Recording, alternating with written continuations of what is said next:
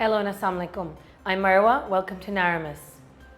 On 10th June, in a National Assembly session that was more chaotic than constructive, Finance Minister Mohammad Aurangzeb took to the floor to present Pakistan's federal budget for 2025-2026.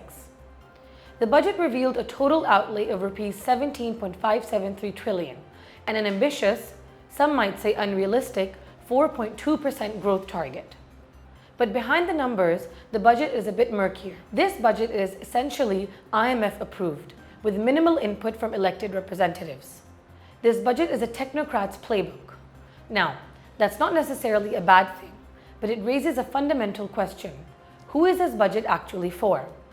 Let's unpack the core numbers.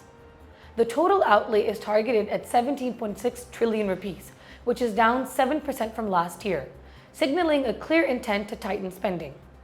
Inflation is projected at 7.5%. The budget deficit is projected at a moderate 3.9% of GDP, while the primary surplus stands at 2.4%. The government is aiming high with revenue.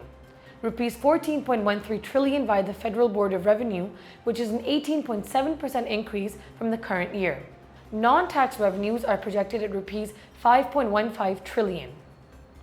The single largest chunk of expenditure is interest payments, Rs 8.2 trillion. That is nearly half of the entire budget. That's not investment, that's financial firefighting. No nation can grow sustainably while servicing debt at this scale. Meanwhile, defense spending is marked at Rs 2.55 trillion. It's a conservative increase, yet still less than Rs 2.63 trillion circular debt of the power sector. This comparison speaks volumes. Let's talk development. The public sector development program has been allocated 1 trillion rupees. Notably, there's a significant detail here. 30% of that is going into transport, while only 5 to 6% is being directed towards education. What does that tell us about our national priorities? Speaking of education, the Higher Education Commission's budget has been slashed by over 35%, down to Rs 39.48 billion. That is a sharp fall from Rs 61.11 billion last year, and it's raising serious concerns about the future of higher education in the country. Now, if we shift to taxation, here's where the budget starts feeling less like policy and more like punishment. Indirect taxation has gone up.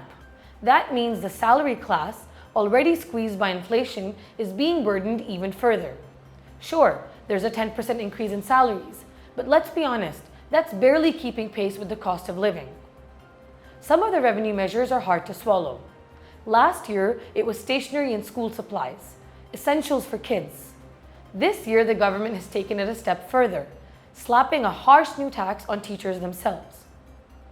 And just when you think there might be some relief, along comes a hike in the Petroleum Development Levy, jumping from Rs 70 to Rs 100. Effectively, this translates to increased fuel prices, triggering a chain reaction across food supply, logistics, and daily commutes, with a tangible effect on every household budget.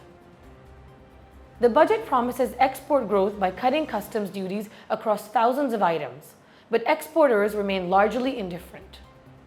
Instead of broadening the tax base meaningfully, the focus shifts to taxing the digital economy, from online platforms to freelancers. And agriculture, the former backbone of our economy, is sliding. Its share in GDP dipped to 23.54% from 24.03% the previous year. That might sound minor, but the damage runs deep.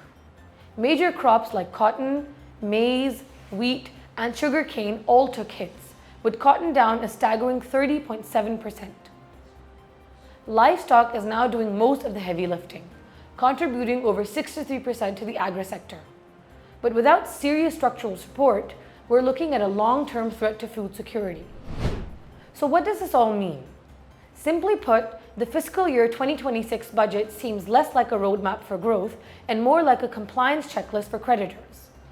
This budget offers no real reform, not a single strategic shift in direction. Dr. Mohammad Ahmed Zubair, the former chief economist at the Planning Commission, offered a sharp assessment of the budget, stating, "Let's be clear, this budget is not economic strategy, it's fiscal handcuffing. It's time to stop pretending austerity is discipline. It's dysfunction in disguise." If you found this breakdown of Budget 2025-2026 helpful, hit like and subscribe to the channel. Until next time, stay safe and stay kind. Allah Hafiz.